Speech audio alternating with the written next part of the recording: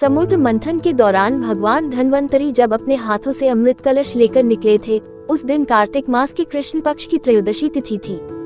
इसलिए इस दिन को धनतेरस का पर्व मनाया जाता है।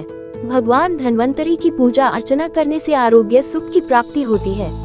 आइए जानते हैं धनतेरस का पर्व क्यों मनाया जाता है और इसकी कथा क्या है। कार्तिक मास के कृष्ण पक्ष की त्रयोदशी तिथि को धनतेरस का पर्व मनाया जाता है। इस बार यह शुभ तिथि 10 अक्टूबर दिन शुक्रवार को है। शास्त्रों के अनुसार इस तिथि को समुद्र मंथन के समय भगवान धन्वंतरी अमृत कलश लेकर प्रकट हुए थे। इस वजह से इस तिथि को धनतेरस या धनत्रयोदशी तिथि के नाम से ही जाना जाता है। भगवान धन्वंतरी के अलावा इस दिन माता लक्ष्मी, धन के देवता कुबेर और मृत्यु के देवता यमराज की भी पूजा की जाती है। इस दिन दीपावली का पर्व शुरू हो जाता है और इस दिन सोना चांदी या नए बर्तन खरीदना बहुत शुभ माना जाता है। आइए जानते हैं धनतेरस क्यों मनाया जाता है और इसकी कहानी क्या है। चिकित्सा विज्ञान का किया था प्रचार। भारतीय संस्कृति में स्वास्थ्य को ही सबसे बड़ा धन माना गया है और इस दिन को राष्ट्रीय आयुर्वेद दिवस के रूप में भी मनाया जाता है।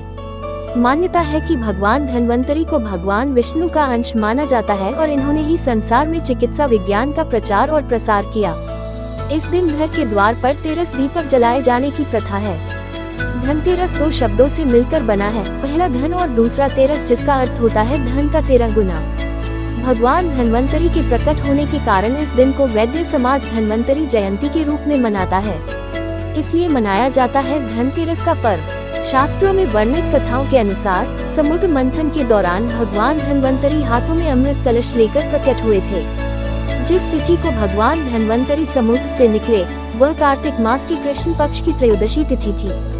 भगवान धन्वंतरी समुद्र से कलश लेकर प्रकट हुए थे, इसलिए इस अवसर पर बर्तन खरीदने की परंपरा चली आ रही है। भगवान धन्वंतरी को विष्णु भगवान का अंश माना जाता है और इन्होंने ही पूरी दुनिया में चिकित्सा विज्ञान का प्रचार और प्रसार किया।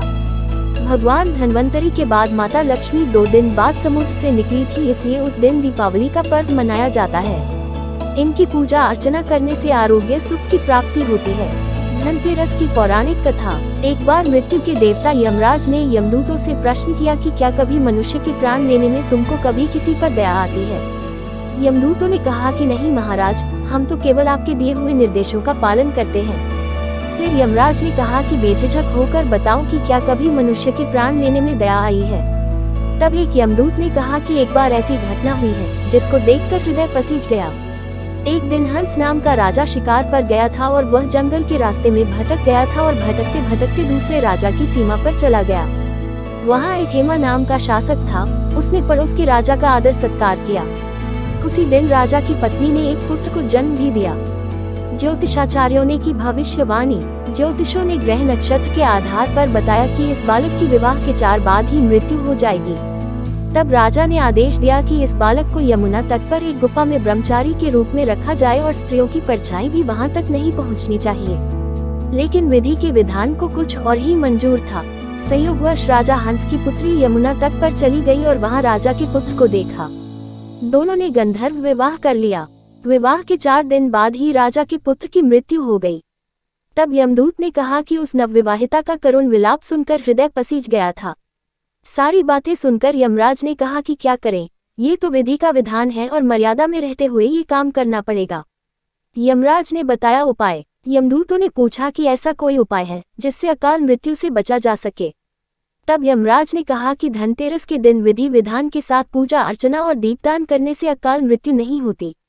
इसी घटना की वजह से धनतेरस के दिन भगवान धन्वंतरी और माता लक्ष्मी की पूजा की जाती है और दीपदान किया जाता है।